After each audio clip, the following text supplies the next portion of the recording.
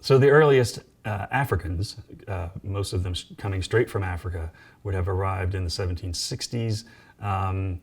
More and more of them arrive in the 1770s. Now, we don't have a whole lot of records that we still have access to that haven't been destroyed or lost or something, but we do know that some of the very earliest records indicate that enslaved people were here along with the very earliest Europeans.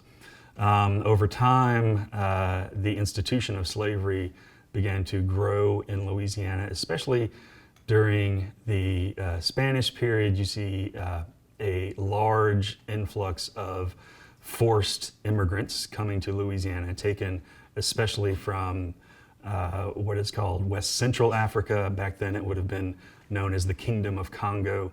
Many of those enslaved people end up in the area around Lafayette Parish, which is just beginning to develop as by no means a town or a city or anything like that, but an agricultural region along the banks of the Bayou Vermilion.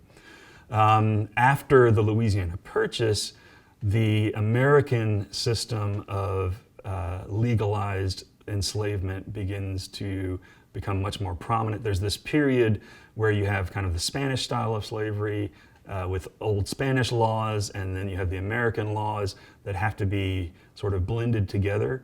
But especially when the sugar crop industry begins to develop in the 18-teens and 1820s in South Louisiana, you see things become much more rigid, which is much more the style of the United States.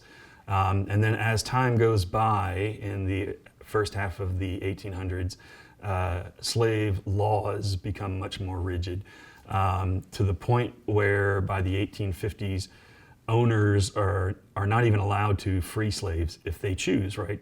So enslaved individuals were considered property, and these slave owners were considered the owners of that property, but they could not dispose of their property in any way that they wanted. They had to have the permission of the government should they choose to free enslaved people. Then, of course, you have the Civil War. The Civil War leads ultimately to the emancipation of slaves, not just here, but everywhere in the United States, leads ultimately to constitutional changes at the national level that make slavery illegal. That doesn't mean that everybody was equal all of a sudden. There was a brief moment where equality was attempted during the Reconstruction period from about 1867 to 1877, but ultimately that was destroyed thanks to a backlash among individuals who wanted as best as they could to recreate Louisiana society as it existed prior to the Civil War. They couldn't recreate slavery, but they could create things like segregation. They could create things like disfranchisement, which means removing the right to vote from African Americans. They could ultimately come up with a system that we would later know as sharecropping, which tied particular families for generations to a particular piece of land owned by a particular person.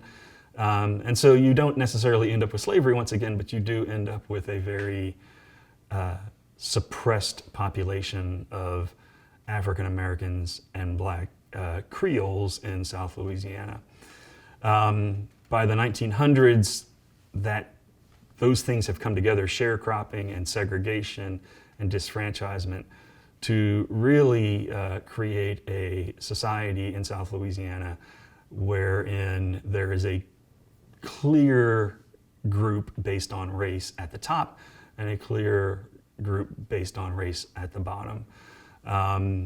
But the group at the bottom did not take that lying down. They pushed back at every moment that these institutions and systems were being created.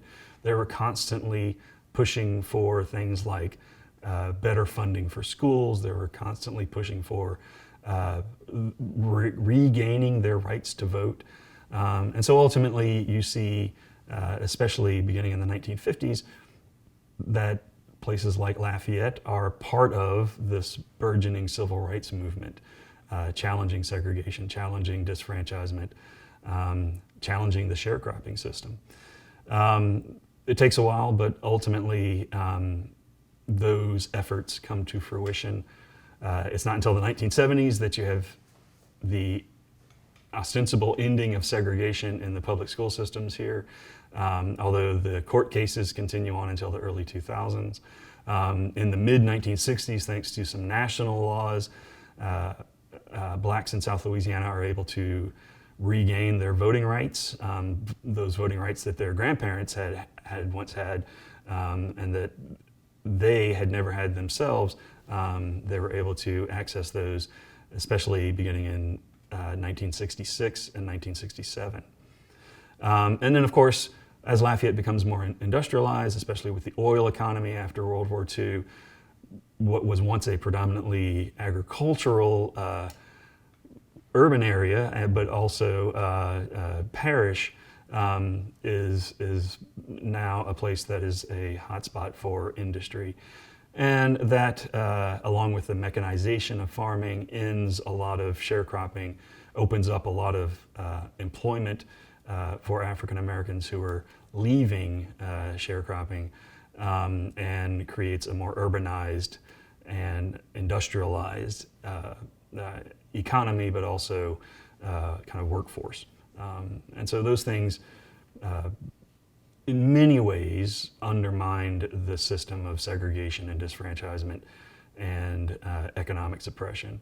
Of course, there are still problems that still need to be addressed, and that is for the future generations to deal with.